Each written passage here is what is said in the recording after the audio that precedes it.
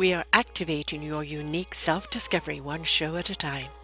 The Orchard of Wisdom Self-Discovery podcast are at your fingertips, just waiting to inspire and invite you in discovering just how awesome you really are and how to navigate through life in joy, enrichment, personal abundance, in mind, body, spirit, heart, and soul. All the people we bring you are here to serve you on your journey of life. Do enjoy our next show.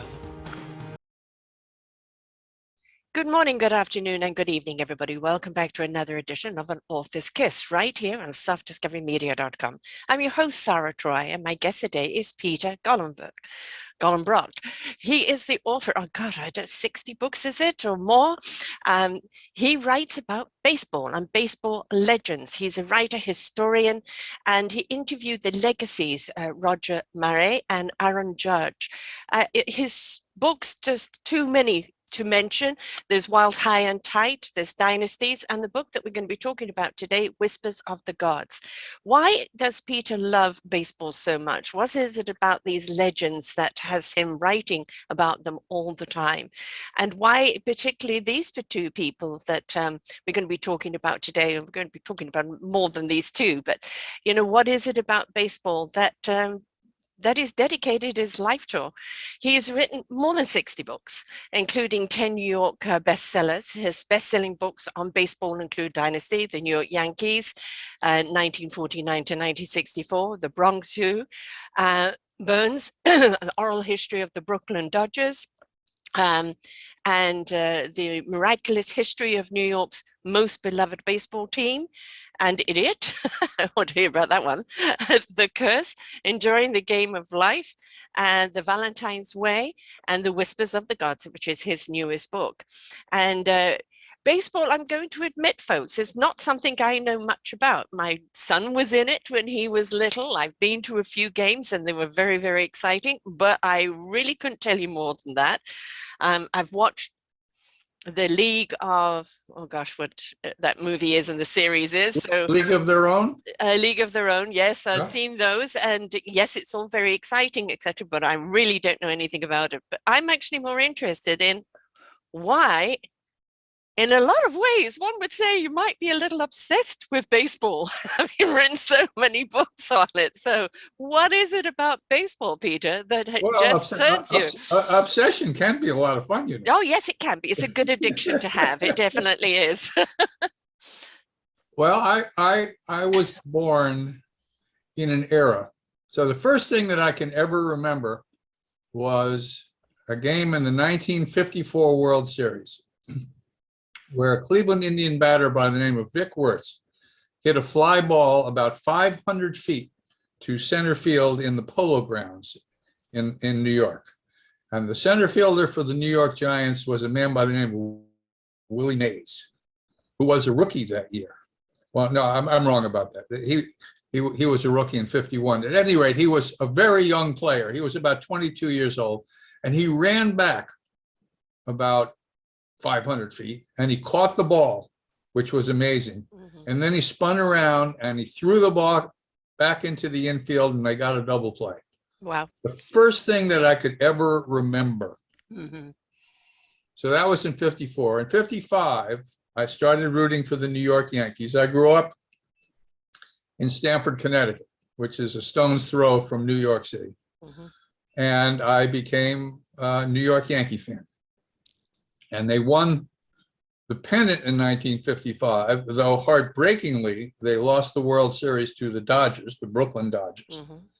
And then in 1956, they went back and they won the World Series, went back to the World Series in 57, went back again in 58, went back again in 60, 61, 62, 63, and 64. Wow. So that was my childhood. Right. So having become a fan of the New York Yankees and Casey Stengel and Mickey Mantle and Whitey Ford and Billy Martin, I knew that there was nothing I could do in life that I couldn't succeed at. Mm. What a good lesson to have, you know, the inspiration. I mean, would you have been inspired if they'd only won one? Was it because they kept going back and winning again and again, and you were so close to it? And obviously the adrenaline rush and the excitement, can they do it again? And, you know, I think that's a question we ask ourselves, is that, you know, we have an achievement, but can we do it again? Was it a once offer?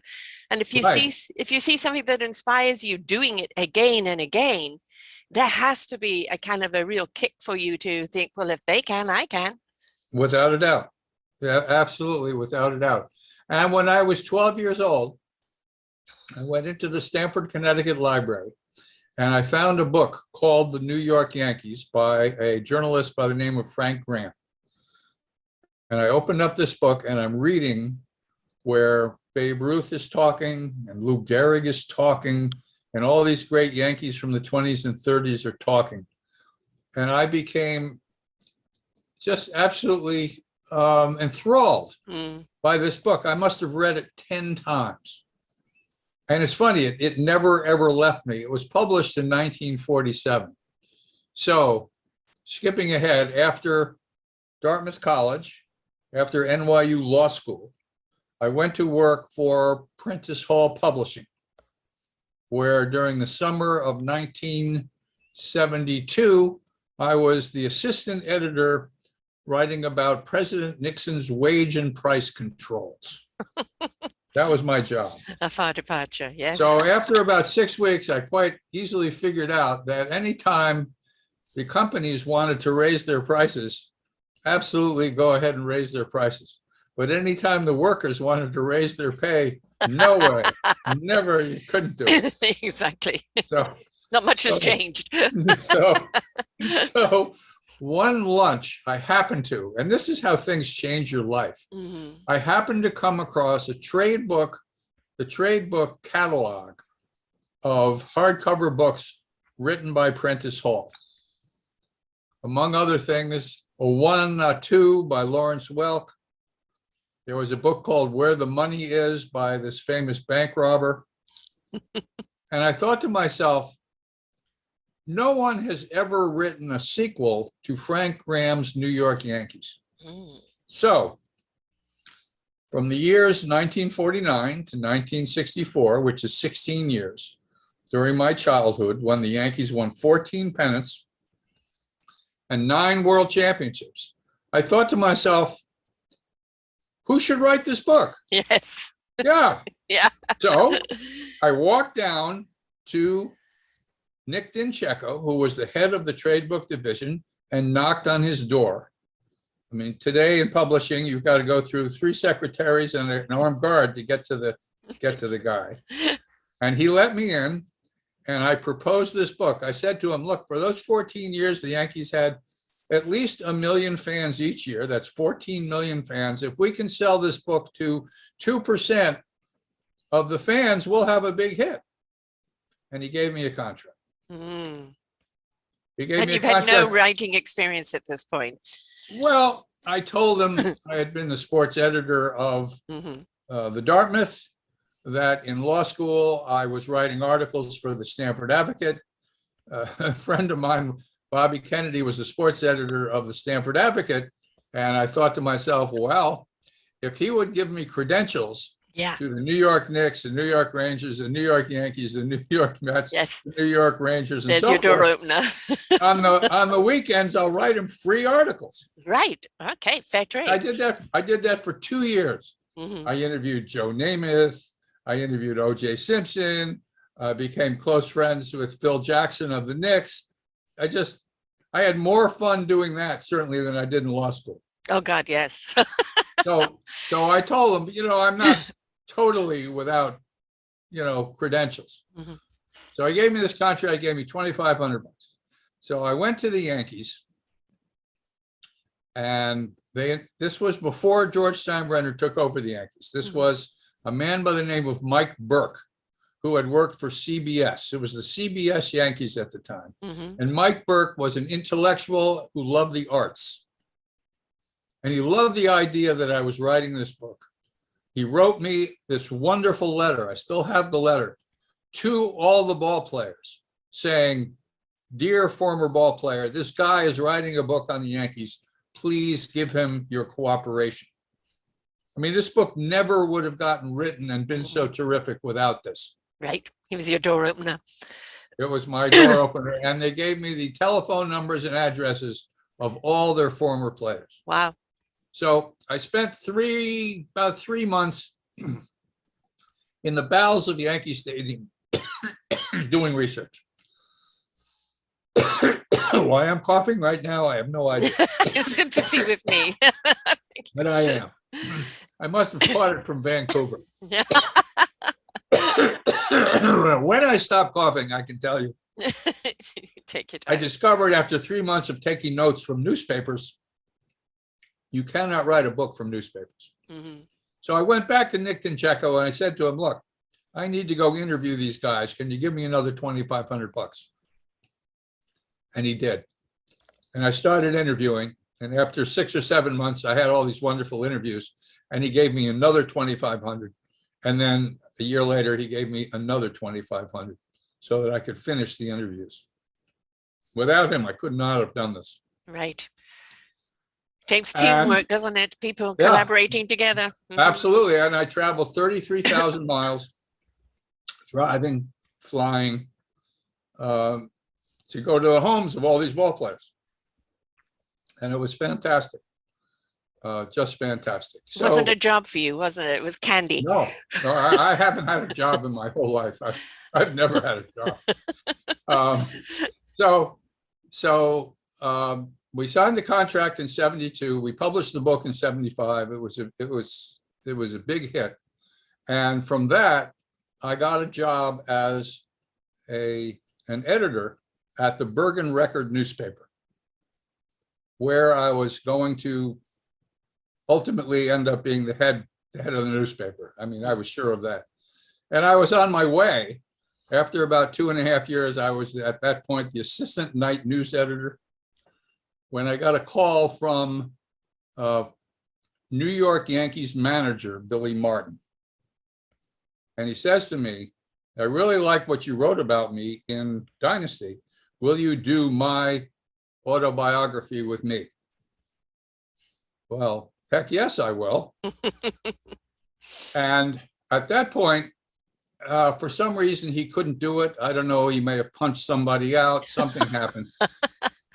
But his agent had one other client by the name of Sparky Lyle, who was a relief pitcher for the New York Yankees. Sparky had won the Cy Young Award as the best pitcher in the American League in 1977. He helped the Yankees to win the World Series. So this fellow says, you want to do a book with Sparky Lyle? And I said, well, why would anybody care about what Sparky has to say? And these are the things that change your life. Yes. He said to me, come down to Florida, sit with Sparky and talk to him and see. So I'm living in Englewood, New Jersey, and I hop on the plane, go down to Fort Lauderdale, Florida. I'm sitting in the clubhouse of the New York Yankees with Sparky Lyle and Billy Martin and Reggie Jackson and Greg Nettles and Thurman Munson. And George Steinbrenner is up there somewhere, paying attention to what's going on. And I said to Sparky, if we could keep a diary of this season, I think this would be very interesting. And Sparky said, sure, let's do it. So I lived in Englewood. He lived in Closter, New Jersey, which was 2 towns over, maybe 10 minutes away. Mm-hmm. So every day while the Yankees were home, I would drive over to his house and we would talk. And he would tell me the secrets of what was going on behind the scenes. Ooh. What I didn't know when we started this thing, that Sparky was very angry at the way he had been treated. Ooh. Now, he's the Cy Young Award winner, best pitcher in the American League. He's making $140,000. And during the winter, George Steinbrenner, the owner, signs a pitcher by the name of Goose Gossage for $2 million. And not only that, but they take Sparky's closer role away. The closer's the guy who finishes the game. He comes in the 9th inning and he finishes the game. That was his job. That's why he won the Cy Young. He did it so well and so often. So why was he replaced? Yeah, they replaced him. Mm. Goose took his job. Mm. So when the 78 regular season ended, Goose was the one on the mound who got the last out that gave the Yankees the win. So throughout this whole season, Sparky has no problems whatsoever telling me exactly what's going on. And I finished this thing and I said, Spark, whatever you do, don't hide, because this thing is going to be an atomic bomb in the city of New York. And he says to me, why would anybody care what I have to say? And I said, Spark, trust me, this is going to be something. People always want to know what's going on behind the scenes. Always. They always do. And that's really what I try to do with my books, as very much as I possibly can, to tell people something they don't already know. Right. Well, I mean, we look at the glory, the moment, as you said, when you were a young kid. And that's part of it. And that's part of it too. Of course it is. That's what hooks you in. That's what hooks you in. But it's like you as the child, watching that, catcher and the throwing it in, and that moment was the catalyst for you to fall in love with baseball. So those are the hooks that draw you in. But what keeps you engaged, because there's huge gaps in between those, is like, what's really going on behind the scenes? Why do people love the housewives of everything? Because they're watching a train wreck all the time. People want to know. It can't be this kumbaya that we see on the field all the time. There's got to be something going on behind the scenes. That's right. And, why is that person disgruntled? They should appreciate what they've got, but you don't realize what they're going through or how they're being treated. So, that's exactly right. Pulling the curtain back and revealing what really is here. Not only is it something that's very intriguing for the reader, but it means that the owners and the managers can't hide. They have to be held accountable. And this was a team where the manager hated the owner and the manager hated the star baseball player, Reggie Jackson. And the book was called The Bronx Zoo for a reason. And how well was it received? Or was there a lot of backlash? Oh, there was plenty of backlash, but we sold in the first 6 months 220,000 copies. It is the largest selling sports book in publishing history. Wow. And what changed? Did anything change because of it behind the scenes? Yeah, he got traded to Texas. But then they knew that the eyes were on them. The locker room behind closed doors, they always think, this is my terrain, we can do anything. Right. But, now you've already exposed. So people are looking, between the cracks, they're looking. And, you can't hide so much because it's been exposed. We want to see. How did this change baseball and its practices at all? Or they just became more stealth? I didn't hang around the clubhouse very much. I did most of my work from my house. I went to Sparky's house and we talked, and I went back to my house and I wrote, and the next year I did the book with Billy Martin, which was called Number One, which was the same kind of a book. Martin hated Steinbrenner even more than Sparky Lyle did. And that was also a huge, huge bestseller.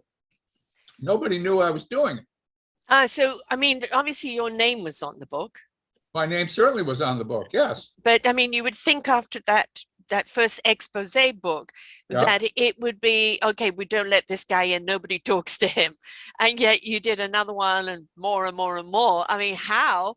You've obviously got the trust of the players, but I'm sure, the owners and the managers don't want anyone talking to you. Well, the funny thing is at a certain point, I interviewed George Steinbrenner for a book that I did, which was a biography of George Steinbrenner. And he basically said to me, I know it wasn't you saying the things that Billy Martin said about me. I know it was he. And I know that you have tapes. Somehow he knew I had tapes of all the conversations. So you couldn't blame me for it. Right. You were just revealing. I'm just the messenger. Yes, don't shoot. So, obviously you go on to write more. So there had to be a certain trust factor, obviously, amongst the baseball players, is that you're going to write it real. Well, I'm going to write it real. I don't make stuff up. Mhm. And I tell them when I start these projects, I say, this is your book. Mhm. When I do a book with, On someone. with a Bobby Valentine, with, with whoever, I say, this is your book. These are your words. I'm not, this is not mine. It's yours. My job is to facilitate your telling the world what it is you want to tell the world. And I've always done that. Now, did this lead to you, as a profession, or was it sidelined? Did you still kind of go up the ladder in the newspaper world? No, that was it. That was the end of my newspaper career. That was ball game. That was all. And quite frankly, I loved being a newspaper guy. Mm-hmm. It was so much fun turning out those newspapers and watching them come off the rolls, and just more instant than waiting months and years for a book, right, to be developed. So yeah. There was a point during my career when I was invited by the New York Times to come and be on the copy desk. And I said to them, if you will allow me to work Saturdays and Sundays, I would love to do this. And then I went for a whole week and tried out with them and passed the test. And they said, I'm sorry, it's full time or no time, which was a shame. It was just a shame. So shame for them, because, to have somebody who is achieving what you're achieving, on your other realm, would have been such a great benefit to them. But but all I would have been doing for them is correcting grammar mistakes. Right. I could not have worked full time for the New York Times and continued my writing career. Yeah. Couldn't have done it. So I had to turn them down. So you literally have, made your living by writing about baseball. Not only baseball. Okay. Of the 60 books, probably 25 of them about baseball. I've written 6 or 7 books about stock car racing. I've written about football. I did a book called American Nero, which was about Trump and how horrible he is. I want that. Okay. How good a seller was that? Because there's some people who are completely, be up in arms on it, and other people it's like, I'm on the bandwagon here. So, well, if you're for democracy, you're not for this guy. It's. I quite frankly don't understand what's going on in this country. It's driving me crazy. Yeah, I agree. And you're living in Florida right now. And I'm living in Florida with the worst, with a Hitler-esque governor who takes the guy goes to Texas and he takes a bunch of Venezuelans and sends them to Martha's Vineyard. It's like as a stunt. It's like, what kind of evil, horrible person does a thing like that? He's also, vying for the presidency, which, let's see how evil we can be so that I can become the president. Right. No, I know. But the trouble is, let's talk about that for a second. Sure. Trump has set the stage that you could be stupid and evil and greedy and downright anti-democratic, in every single way, anti-diplomacy, and gain popularity and have people fight for you tooth and nail and never ever want to see anything wrong with you. And when we've got those kind of people that reasoning is not in their vocabulary, these are people who campaign by saying something like, we want to defeat the evil intellectuals of the East. If you have a college degree, somehow you're the enemy. Yeah, the way they set it up. It's like, yes, who comes up with stuff like well, this? it's actually very interesting because a couple of weeks ago, I had a guy who was originally from China, and they got out during the Mao regime, and his father was murdered, and he was brought up in America, and he's written a book about America. It's happening here. The comparisons of everything that's happening. And Nazism, what did they do? They went after the books and the intellectuals. They educated, they went after them first. And we're seeing that same thing here. But unfortunately, when you are dealing with people that choose to be ignorant, they're too ignorant to understand what they're doing, digging their own grave. They don't care. Democracy is not something that they care about. Donald Trump had one book on his nightstand growing up, and that was Mein Kampf. Yes, the Hitler book. The Hitler book. I mean, so he's a Hitler wannabe. He knows the play. He knows Yeah. the playbook. Yes. He knows the things to do and say. His anti-Semitism, his Yeah. anti-gay rights nonsense, his Mhm. the coming across the border are all these evil people who are coming here to shoot you and Yeah. create, make all these crimes. That's a bunch of nonsense. None of this is going on. Well, we know that fear sells. And unfortunately, people with a certain amount of intellectualism will look at, well, do I need to be afraid of this? Or is this just hysteria? Other people will buy into the bandwagon of that hysteria. And they won't question what it is. Is it something to be afraid of or not? I know somebody told me to be afraid, so I will be afraid. And it's a form of control. And when you've Of got course, people absolutely terrified and afraid that somebody's going to come and get them, right. remember seeing a few years ago a guy being interviewed with his wife and two kids there, and they were talking about the people coming over the border, Yeah, and he makes some sort of silly statements, and he turns to his wife and says, right, hun, and she looks at him lovingly.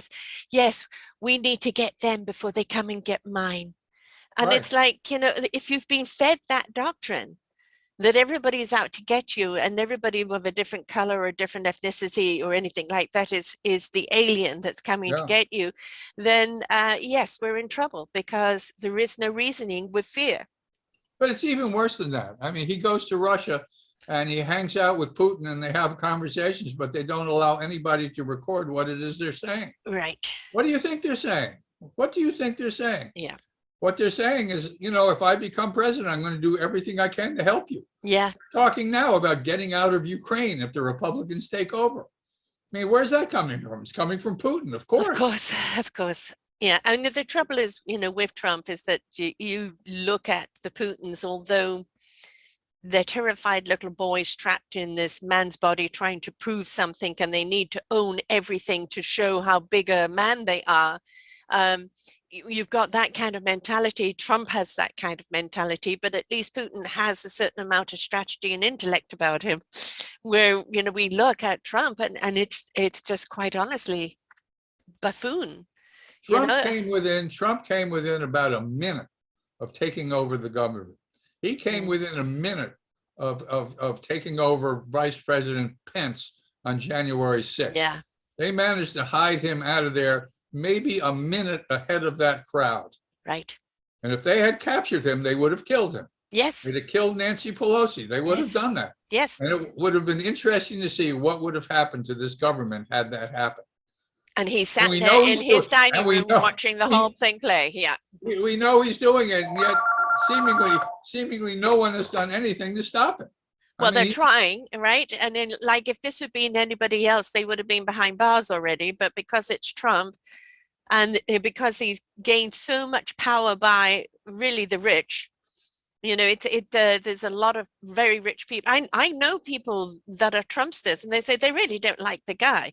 It's just that they're rich people and they want to No, hold they on their like the money. power. They like the power, and they Look, want to hold on to their money. we have Charlie Crist running for governor right now, and he's raised $3 million running for governor of Florida. Ron DeSantis has $100 million at his beck and call.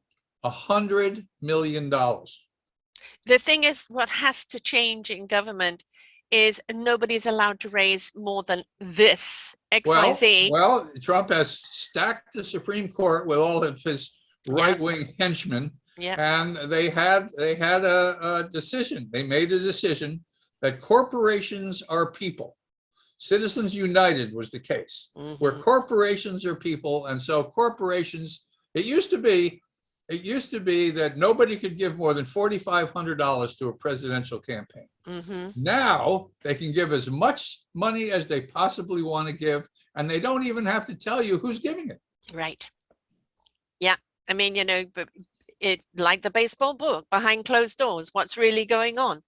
Yeah. Except for, they're being more brazen about it. So many wonderful books are being published. I must buy a book a week from the people on MSNBC who are selling these fabulous books. And so everybody knows what's going on. Yes, but how do we stop the train? How do we stop this train that, that is out of control?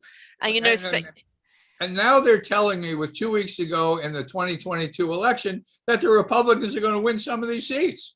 Mm-hmm. How is that? Yeah. How is it if you care about democracy, these Right. people are going to win? And Crazy people. it's Dr. interesting. Mehmet Oz. Dr. Mehmet Oz is a lunatic. How is this guy going to win an election?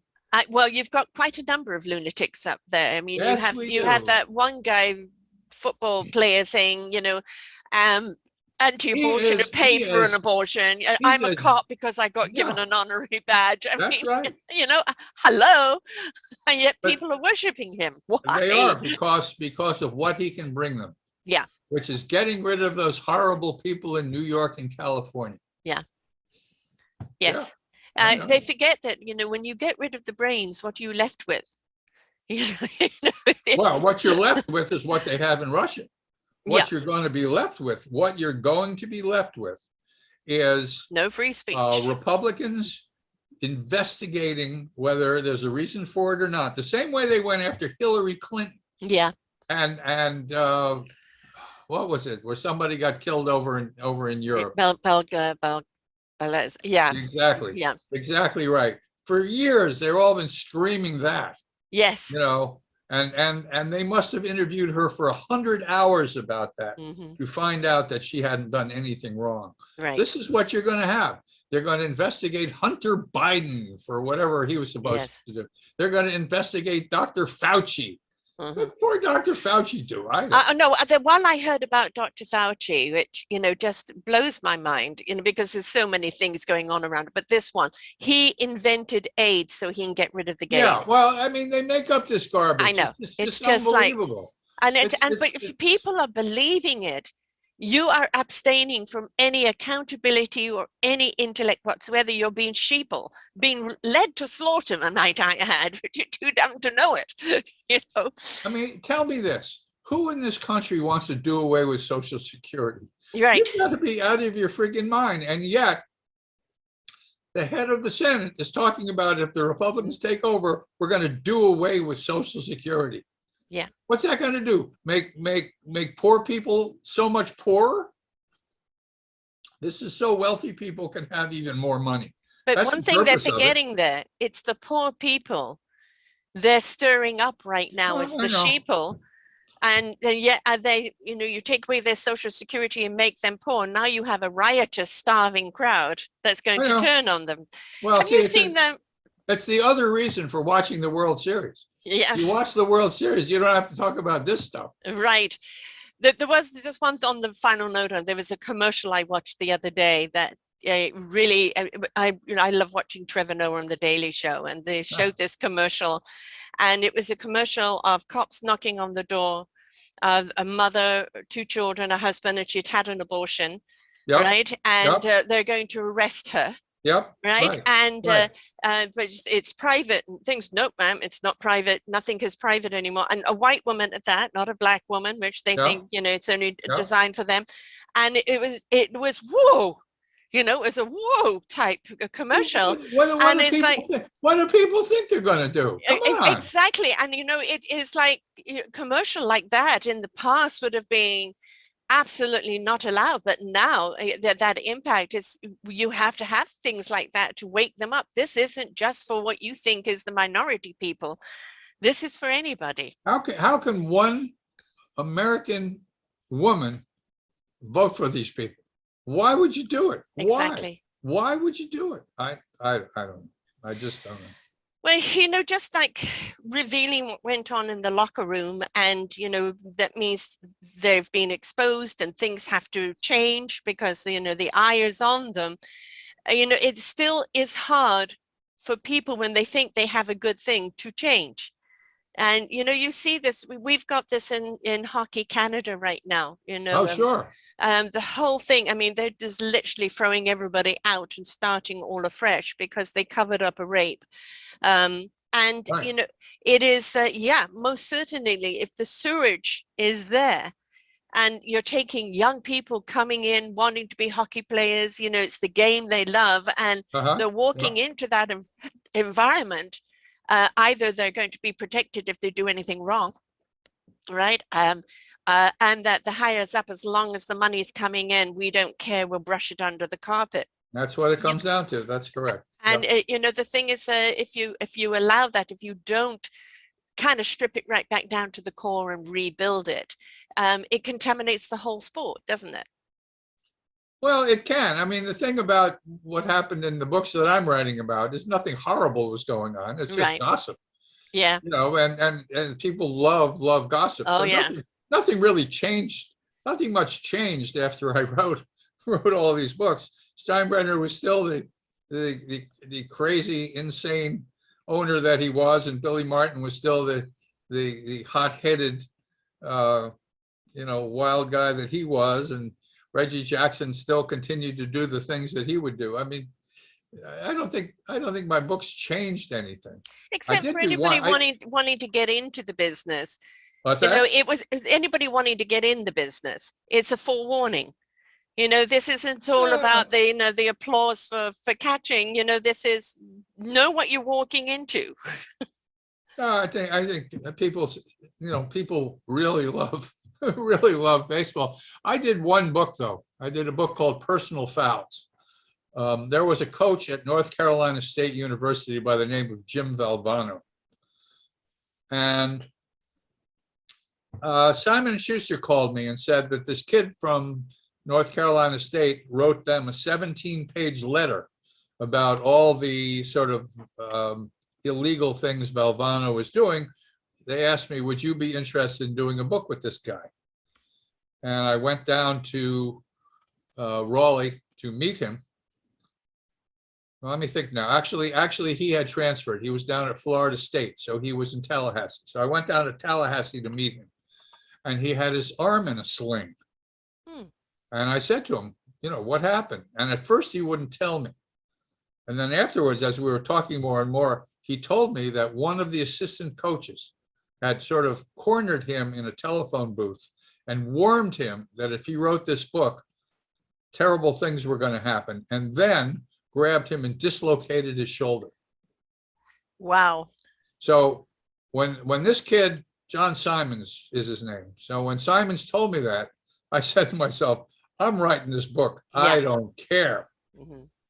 And I spent the next year interviewing Simons and 4 of the players from North Carolina State who had left the team. I went and tracked them all down and found them. And I wrote this book called Personal Fouls, which was about Valvano at North Carolina State. He had won a championship several years before, a national championship. So he was very, very, very, very popular. But he was sort of a borderline criminal. Yeah. He didn't do anything by the rules. He had a slush fund of cash that he paid to players. He had ways to keep players from flunking out, even though they didn't go to class. And there were, a dozen things like that. And so this book got published. And a week after it was published, North Carolina State fired him as the athletic director. And then a week later, they fired him as the coach. Good. And boy, did I get backlash from that. Yes. Woo-wee. I mean, basketball is a zillion-dollar operation. It is. It's North Carolina, Duke, North Carolina State, all those, top basketball teams. And under Valvano, NC State was doing very, very well.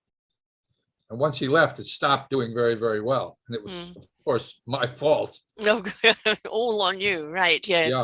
Yeah. But you can only intimidate your team for so long before they stop doing well and they start rebelling. This was an anomaly, I do think.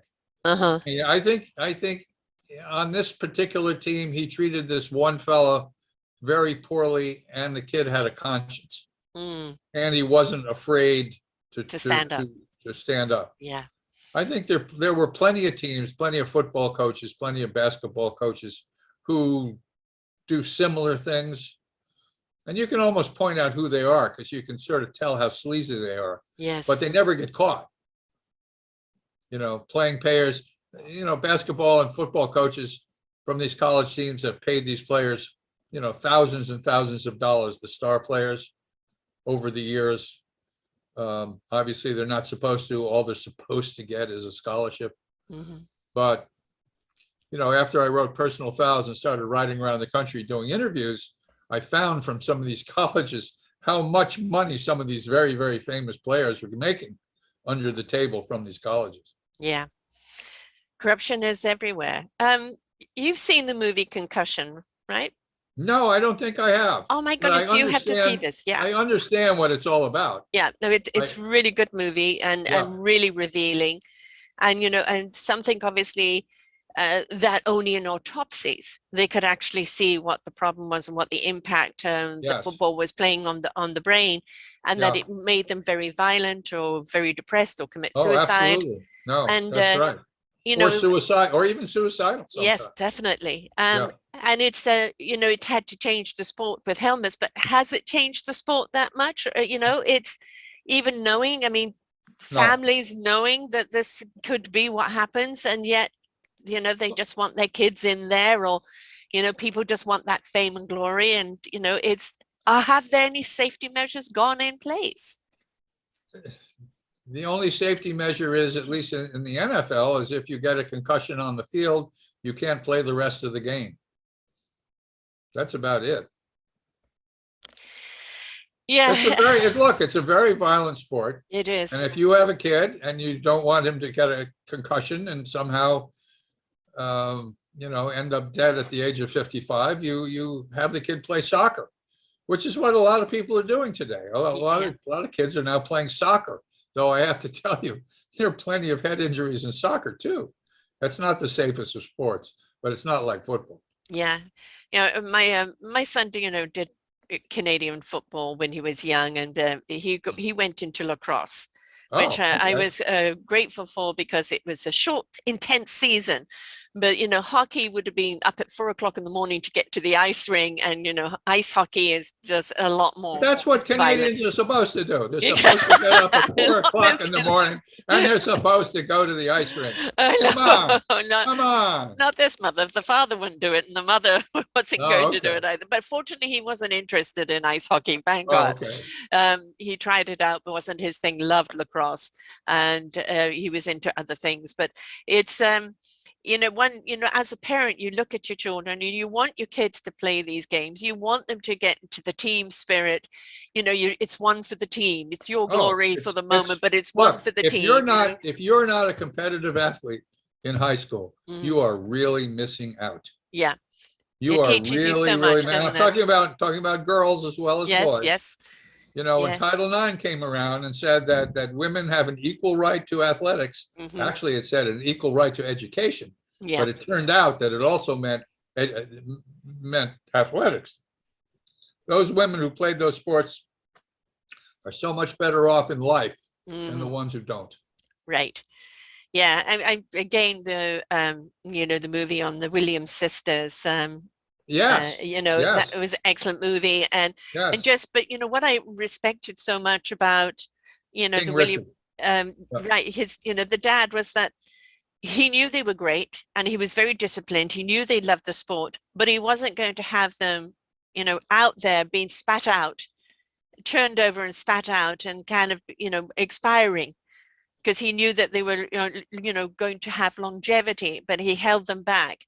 He did. He prepared them mentally and emotionally and educationally so that they Yes, were he more did. well-rounded. And I think that was such an example to, I've met the parents that literally whack their kids because they didn't score a goal. Oh, I was going to say, Yeah. for every one of King Richard's, there is Yes. 100,000 of parents Yes. who are pushing their kids when they're 8 years old to be Yep. professional athletes, when they should be pushing them to get the education they should be getting. Yes. And if they don't, score, or if they drop that ball, instead of like, it's okay, you tried, you'll get it next time, maybe try a different approach, they literally are berating them. No, absolutely. And it's horrible to see. I coached my kid in Little League for 10 years, and before each season, every parent had to sign a contract. I will not open my mouth from the beginning of the game to the end of the game. That includes me, the umpires, your kid. You can't talk to your kid during the game. And Right. some of these mothers just went crazy when they read that. Yeah. No, it's cheer them on. Absolutely. But this, and that is it isn't the glory of the kid that they want, it's the vicarious glory they want on themselves, for something they missed out on. That's exactly what it is. When the kid is not performing, they're letting this guy down. Yes. How could my son not be a great player? Right, exactly. Yes. And it turned out that like 2 out of every 20 kids ended up playing high school ball. The other 18 never went on. Right. They just didn't. No, lost the joy of it, because it no longer was something that was fun and exciting, where they wanted to push themselves, and they were learning, and they were learning about team building, doing one for the team or taking one for the team. They learned how to hate it, and they learned how to hate the discipline. They learned, the corruption, or they learned how to become corrupt. So I would tell these parents, there's one goal for this season. And the goal is, your kid is in 8th grade, this grade. The goal is that the kid plays in the 9th grade. Yeah.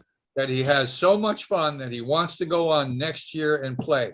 That's your only goal when your kid is 12 years old. Yes. That's it. It's not about the scout that's going to sign them up to the big deal. No, it's about, learning how to play and collaborate and push yourself and become, discover your own excellence. It's also brilliant exercise, right? And discipline and everything else that's there. So, it should, if it's not fun.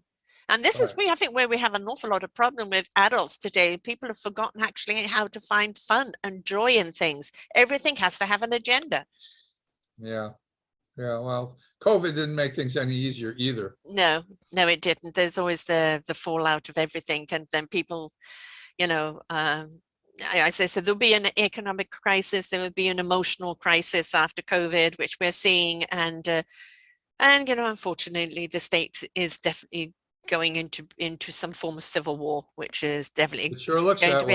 Yeah, it certainly does. Let me tell you, one of the books I did with a fellow by the name of Phil Esposito, a Canadian, a hockey player, a Hall of Fame hockey player, played for the Chicago Blackhawks. He played for the Boston Bruins and played for the New York Rangers.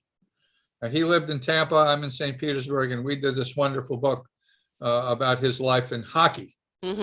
So that was a lot of fun. I thought I would give you a hockey connection there. Well, how was the hockey story compared to the baseline stories for all of this, the common denominator for all of these biographies? Well, the common denominators is their their lives. The things they do, the things they see, the people they meet. Along with, of course, the wins and the losses. The wives you meet. The Phil Esposito was on the Canadian team that played in the Olympics for Canada. So they go to Canada and they're playing in Russia.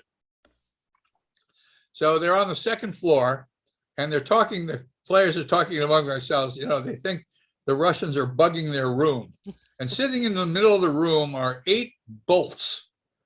They're bolts, which they decide this is what's causing them to listen into our conversations. So they decided to unbolt all the bolts. So it turns out that the bolts were connected to the largest chandelier. Oh no! In the dining room that you could ever imagine. So they unbolted all the bolts, and this 1 million glass chandelier. Oh no! Crashing to the ground. Oh God, how did they live that one down? I don't know. But those are the stories that you learn and find out about that are just so fabulous. And you wouldn't blame them for thinking about their being bugged, because of course, Russia bugs everything, right? They're in Russia, of course. I know. Oh dear, but that is a funny one, definitely. I hope nobody was underneath the chandelier at the time. No, fortunately, this was sort of late at night, so this happened when the room was dark. Yeah, that obviously was before the technology where you could run over it to see whether it was electronic or etc. Yeah, right. Yeah. I think there are a lot of thing about the sports people which we see, that they have a time period, they expire because physically they cannot carry on, or young They people come aspire. in, They and do. and some of them kind of wither away because that's all they were. All they were was the baseball player or the soccer player or the, hockey player, and they haven't diversed themselves into other things. And then you see other people who, have either gone into movies or become business people. Sure. And the thing is, if you look at everything you're learning as a player, all the experiences you have, all the opportunities of people you meet, Yeah. and don't look to seeding your future for when this comes to Right. an end and something to move on to, you're missing a huge opportunity. The problem is, while you're playing, you never think your career is going to end. You Right. just don't, and it blindsides you. It just comes along. Somebody told me that half of the ball players, and remember, back when I was writing about Sparky Lyle and he was making $140,000 a year, their players now are making $14 million a Yeah. year. I Yeah. mean, it's harder to write books with people, because when Sparky and I got an advance of $40,000, $20,000 for Sparky Right. was a significant amount of money. Yes. If I went to a player today who was making $14 million Yeah. a year What's the and offered incentive? him $20,000, That was now dinner. he might do it because of the idea of writing a book, Mhm. but he's not doing it for the money. No. This is what's made it a lot harder when you're doing books with athletes today. These guys are making so much money. I know. And with that, are they actually getting the training of how to not let the money go to their heads, or how to actually look after that money so it's there for them when they have to retire? Well, they get financial advisors. Yeah. And if they're lucky, like with me and with you, if we're lucky, our financial advisor is an honest guy who does the best he can to help our money, at least not to lose our money, if not to, gain riches. But I know athletes who have invested money with former, one of them invested with his little league teammate, who proceeded to fleece him.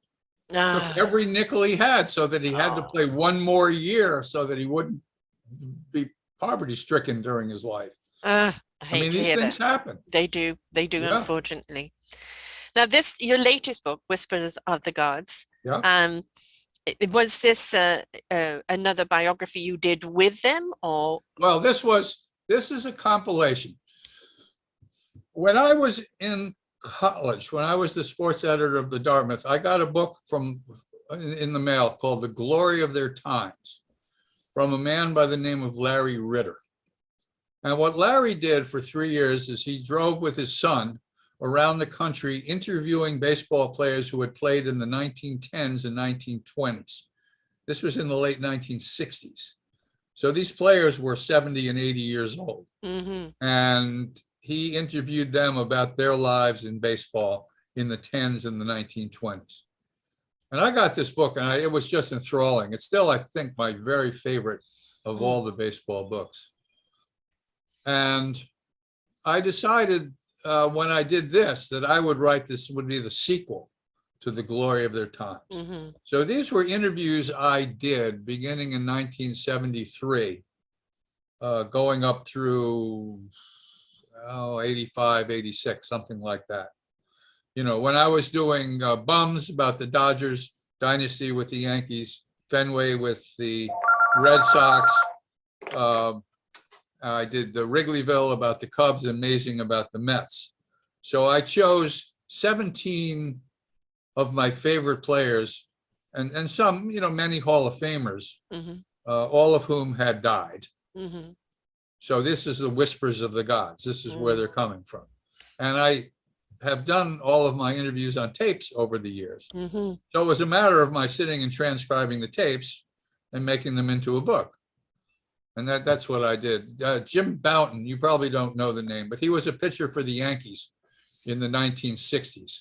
And when I lived in Englewood, he lived in Englewood about 3 blocks away. And I would babysit his little kids, and we became very close. And about 3 years ago, he developed Alzheimer's, which was horrible, and then he died. And I thought that this would be sort of the perfect tribute to him An homage. and to the other great players I had interviewed over the years. So my interview with Jim Bouton about how he made it to baseball, coming, this little scrawny kid from New Jersey, somehow making it to the Yankees, that was the first chapter. He wrote a book called Ball 4, which is probably the most famous of all the baseball books. This was an expose of the Yankees back when he was a player in the 60s. And what happened was they blackballed him after he wrote the book, and it really broke his heart. And so the last chapter was how that all happened. And in between the first chapter and the last chapter, I interviewed, Stan Musial, the greatest star of the Cardinals, and Ted Williams, the greatest star of the Red Sox, and Roy Campanella, the great star of the Brooklyn Dodgers, and another 10 others, really interesting, wonderful athletes who I had interviewed over the years. And that's the makeup of the book.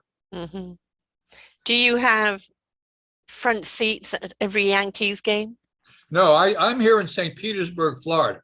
So our team is the Tampa Bay Rays, which are 3 miles down the road from me. Right.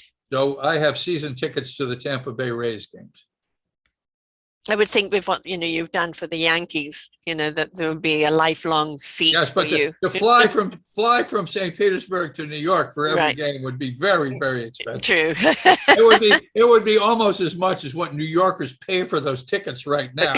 Yes, and that's actually in some ways a shame, isn't it? Because it was that thing that traditionally dads and sons went to the game, and the working folk look forward to that Saturday game, and now everything's become so expensive that so few people can afford it. And it's like, well, who are you playing the game for? Well, there's a lot of truth to that. What I tell people is, take your kids to the game and bring the food. Oh God, the food is extraordinary. Hide the food in your pockets, for crying out loud. Yes, exactly. But when I was a kid, a box seat at Yankee Stadium was $6. Wow. Okay, so I would take the New York New Haven Railroad to Grand Central Station, and I would take the Lex subway train up to Yankee Stadium. I would buy a box seat for $6, and then I would walk over to the dugout, and I would hand the usher next to the dugout $10, and he would let me sit next to the dugout. This cost me $16 plus train fare and subway fare, which was another, $5. And today, if you want to sit in that seat, it's going to cost you, $700 a seat per game. I know. And it just makes it, only certain people can go, which is a shame. Yes, they can watch it on TV, but it's different about actually being there and watching it in person, amongst the adrenaline, of everybody else. I'll tell you a funny thing. Here in St. Petersburg, here in Tampa Bay, more people watch the game on TV than they do go to the ballpark. A lot of people have these giant televisions. Yes. I mean, I got one. But my wife will not go to the game because she'd rather watch it on television. Yes, her own snacks. Because don't have to pay for anything to be comfortable. Well, and you watch the replays over and over again. You can see exactly what's happening, and there are interviews and a lot of interesting stuff going on.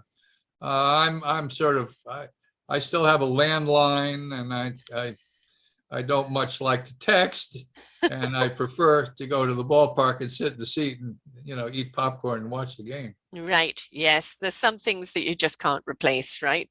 That's the way I see it. Yeah. And, obviously the next generation, TV is the only way they're ever going to see a game. Well, the next generation is doing esports right now.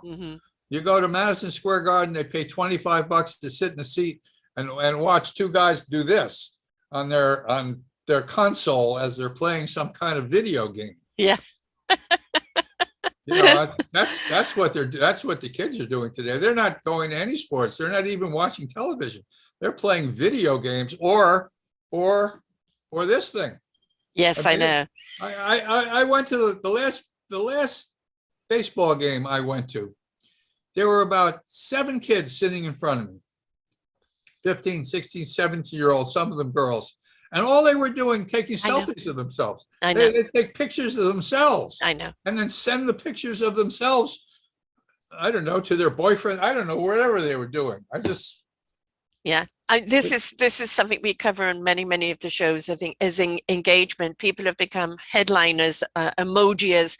They've forgotten content. They've forgotten conversation. They've forgotten about how to be present and engage in something that's in front of you and not be distracted, by the phone and everything else. Have you ever looked at Twitter? Did you ever look at Twitter? Oh my goodness. I know. Well, TikTok too. I mean, no, sorry. Yeah, no, I'm not going that there's far. actually a campaign out there about to obliterate TikTok because some of the things that go on there, it's like, are you kidding me? And then people will go and do the most ridiculous things, just have that few seconds of fame and people following them. And we've forgotten about depth, we've forgotten about content. I have a show out last week which was about emails versus social media. Social media used to be social. Now it's become business and people don't even know how to read an email anymore. Does Jennifer Aniston really need me to look at her picture and hit like? Yeah. Does she really need 9,400,000 likes? Exactly. Yeah. Apparently she does. And yes. She's not the only one. No. I mean, look at the Kardashians. They've made billions of just promoting themselves as a family. There was no fame there other than attachment to her husband. That's just sheer genius. I don't know. That's marketing 101, right? Well, but it's so incredibly time consuming. Yes. When do they go out? They're completely slaves to it now, right? When do they have lunch? Well, when do they have a life? They don't. Their life is complete. Okay. They're fish bowlers. Everything in their life is like a fishbowl, and like, who wants that? Right? No, thank you. But maybe our age is showing. Maybe. I don't want to be part of that world. I like my solitude. I like, I like to be able to read. I like to be able to digest things. I like to be able to have conversations. And I think that it's going to turn around. The pendulum always does swing the other way. But, it eventually, it reminds me of a Twilight Zone.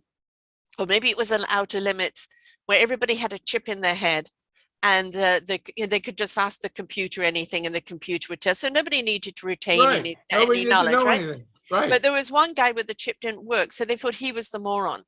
Until one day, because nobody was maintaining the computer, it went down and nobody had no knowledge and he became the teacher.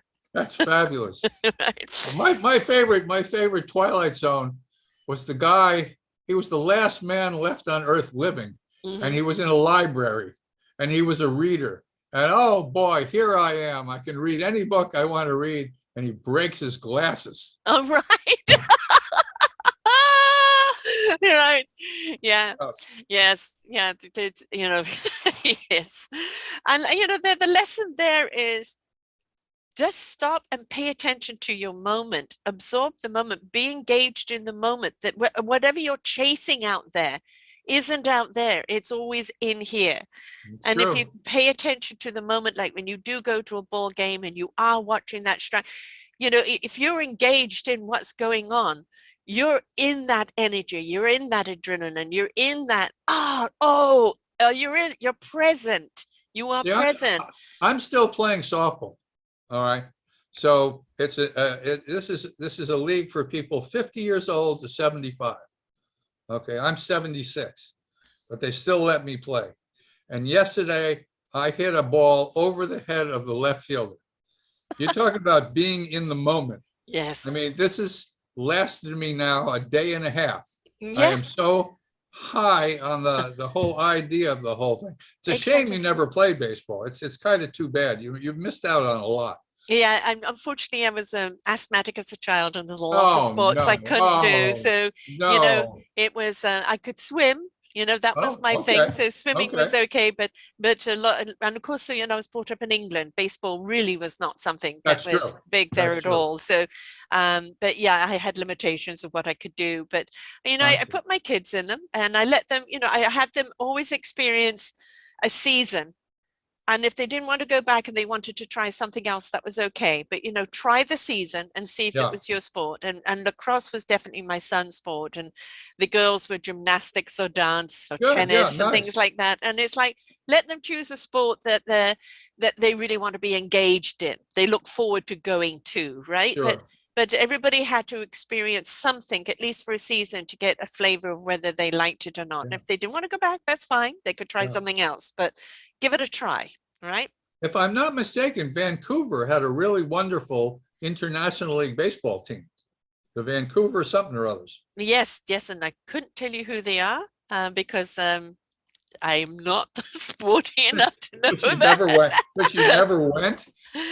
But if you No. had gone, you really would have enjoyed that. Yes, yes. I've done the basketball and all the various others. In fact, actually, there was one game with the Grizzlies before they were shipped out and sold to somewhere in America, and That's right. it was a game where we were down, and literally in the last 3 seconds, you could see the ball in the air, Oh and it went no. in the net. Oh, No, we got it. We won the game. 3 seconds, the ball in the air, and fantastic. everybody's that you talk about that adrenaline rush, right? And Yep, they won absolutely by right. that 3 seconds of that ball going in, and it just toppled them over to win. And the adrenaline was just absolutely Well, fantastic. that's the joy. That Yeah. is actually the joy of going to these games and seeing them. Yes. Yeah. Yeah, and to understand your team may fail now and again. It's a learning curve. They, as long as they've tried their best, and Right. it's it's don't beat them up for it. Encourage, please, not beat them up. Unless you're a Yankee fan. Well, yeah, Yes. they take it seriously, right? Yes. Or unless Ted Cruz shows up at Yankee Oh, Stadium. I saw that, and he got booed by Oh, everybody. worse than that. Oh my goodness. Yes. Well, that's, people have spoken. So sports is important in people's lives, whether they play it or whether they go to it. It is a thing that you go and watch, like when you watch the Olympics, you forget about which country it is, and you're cheering Right. on, that person has dedicated their entire life to Yep, that sport. that's And it's right. down to a microsecond whether they lose or not, and Absolutely right. Yes. it's coming forth by a minuscule, it can be so heartbreaking. But the when we had the Olympics here in 2010, the camaraderie that we saw between country and country, Yes. and in the sport, there was no Yep. the competition was in the game. It wasn't outside of the game. It No, was the that's right. respect and the support for one another. And I Yeah. think that's the way it should be. And that's what makes people want to come back. It pushes you, it gives you the adrenaline, it shows you can, it encourages you, but in the end, it is about camaraderie. It It is is. about, and that's something we're lacking so desperately. We've got a society all around the world that wants to divide us, especially in America, where people are really desperately wanting just to come together. Well, unfortunately, you've got evil people trying to basically take over the government. Yes. That's what they're doing, and Putin is helping them do it. Yep. The question is whether Trump and Putin and all of those power hungry evil people will succeed, and we'll know, if not in a couple of weeks, we'll know in a couple of years. Yes. Yeah, I have all this stuff about George Washington and the cherry tree and Benjamin Franklin and Independence Hall. These people don't give a hoot about any of that. Right. All they care about is being in control. You're right. Exactly. I live with an 89-year-old who is a black belt, and she's as feisty as hell. And she says, just let me alone with Putin. Yeah. Oh, yeah. Yeah. And so, just let me with him. But Send her to Trump first, would you please? yeah, yes. Oh, yes. I don't know if you're an Avengers fan, but there's a wonderful scene when the Hulk picks up the god Loki, and he goes whack, whack, whack, whack, and it goes puny god. We need a Hulk right now. We do. We absolutely do. I know it. But obviously you really have been given a gift, and not only of the writing, but really that your entire journey in your life, of all the books that you've written, the whole platform. I don't know of too many writers today that could have had such a career, in writing, the books and being able to do what you've done. And I don't know if it's to do with you yourself and the era. I don't know if somebody could duplicate that today, because as you said, who do you pay to get the story done? That the whole dynamics has changed. So what a wonderful career you've had. Well, I'm not religious, but when you talk about being blessed, Yes. that was me. Yep, Yeah. Yeah. that's for sure. Yeah. And fascinating too, constantly intriguing, pulling back the onions and revealing what really is there. I love things like that. So that's absolutely great.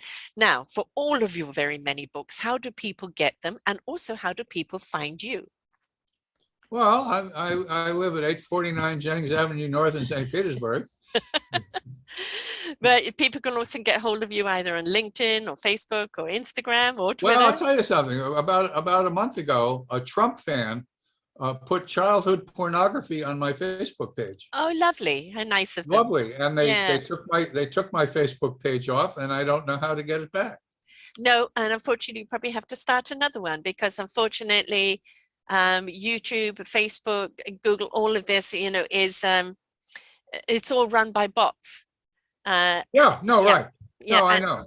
I and know. and I had a show that was up for 5 or 6 weeks, and they decided it was an anti-COVID rant.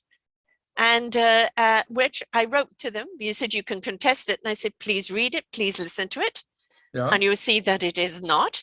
And it just came back, sorry, no. And then they froze. I had 9 shows going out that week, and they froze them all. And so, I seem to be back now, but there is no recourse, unfortunately. No, That's the thing. no, And they have the power, and it's bots, they algorithms do. that are doing things. So if Yeah. you wanted to buy Whispers of the Gods, you go to Amazon. Mm-hmm. I imagine if there's still booksellers, if there's still bookstores in Canada, you could probably trek to your local bookstore and ask for it. Mm-hmm. I don't know how popular baseball is in Oh, yeah. Canada, Well, even though no, I'm all over the Toronto, world, love. I'm all over the world with this show. Toronto, So, yeah, Toronto is still there, even though Montreal has left. right. Yes, yes. I did go to a game in Toronto, and it was very, very exciting. So, but for people, on Amazon, you put in his name, Peter Golenbock, Golenbock. BOCK, Yeah. yes. And you'll Yeah. see all of his books there. Every single one of his books comes up, and you can see all of the titles. And there's a lot of people that do love sports, and you're thinking, what do I give them for Christmas? A book. A Yes. book, right? Or birthday Give present, a book, you can give each of these people 10 of my books. That would be very Exactly. nice. Yes. You've Yeah. got kids wanting to get into the sports and know more about it. A book, Sure. you want to know Absolutely. how things were done in the past, compared Yes. to today. The book, right? So you've got a book for them, no matter who they are or whatever the occasion is. It's interesting. Back in 1994, I wrote a book called Teammates, which was a book about the friendship between Pee Wee Reese, the shortstop of the Brooklyn Dodgers, and Jackie Robinson when he first came up to the Dodgers, and how there's this particular game in Cincinnati. Pee Wee was from Louisville. Cincinnati is across the river from Louisville. And so at this particular game, the fans were booing Jackie Robinson because he was black. Right. And so Reese, who was the shortstop, walked over to first base where Jackie was standing and put his arm around him, shutting up the fans. Yes. And this was told to me by one of the pitchers of the Brooklyn Dodgers. And so I wrote this story up, and it took me 5 years to finally sell it. I was in the office of a literary agent, and I was telling him the story where this third guy in the room says to me, "I'll buy it." And he was the publisher. And he bought the thing. That book is sold over, it's called Teammates. It's sold over 1 million books. Wonderful. Yeah. And, again, what is an example, do not stand by and watch these injustices. All you need to do is stand next to someone in camaraderie That's right. That makes the difference, right? That's exactly right. It's not, Yes. well, I'm glad it's not happening to me. It is going to happen to you because you stood by, right? So That's yeah, right. good lessons to be learned. And it sounds like there's good lessons to be learned throughout of your books, all of your books, actually. Some more than others, I think. Right, right.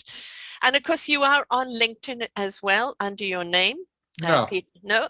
no, I was on Facebook. That was about it. Okay, well, And I've got a LinkedIn account here for you, so oh, you oh, didn't know fine. Right. Okay. I'm on LinkedIn. Good. Good to know. that. Very good to know. Yeah. And I have no job opportunities for anybody though. It's right, and it's got nothing just to do with that. Actually, just me. it's actually really good platform, and I think you will like it for the fact that you really do have more intellectual people there, and they're very, very supportive, which is Oh, really nice. So it's less chitty chatty and more to do with what people are doing and supporting them and commentating and sharing. So it's actually a good platform to be on. So sounds wonderful. yeah. All right. I'm glad to be involved. Good, good, good. So folks, please, as I said, Christmas is coming up, birthdays and things like this. And, just who in your family loves which sport? He's got a book on it, even a book on Trump. Even a book on Trump. Yes. And, all of those books. So please go and look at Amazon, Peter Golenbock, and look at all the books there and just start doing your Christmas list, because a book is a wonderful gift to give, and it's one of those ones that keeps on giving. Thank you so much, Peter, for being here today. My pleasure. I enjoyed it immensely. Thank you so much. Thank you. So you never know what's going on behind the scenes, folks, but Peter will let you know. Until next time, bye for now. We hope that you enjoyed the show. Find all of our shows on selfdiscoverymedia.com under podcasts or selfdiscoverymedia/shows.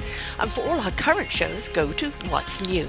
We are supported by you, the audience. You'll see a nice big shiny blue button for one-time donations, or follow us on Patreon and you will be able to support us there. We enjoy bringing you such wisdom. And the next show will be up in just a moment.